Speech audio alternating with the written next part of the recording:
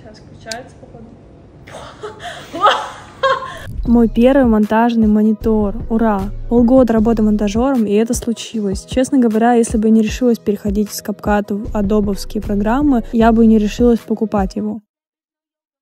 Выбрала Xiaomi G27QI с частотой 180 Гц. Мой рабочий Mac 13 дюймов, а Xiaomi 27. Эмоции не передать словами. Как же приятно работать с большим экраном. Время работы реально уменьшилось, меньше хаоса, больше контроля. Выбирала по советам друзей и монтажеров с Ютуба. Этот монитор показался где-то на грани, не сильно дорогой, но и достаточно качественный.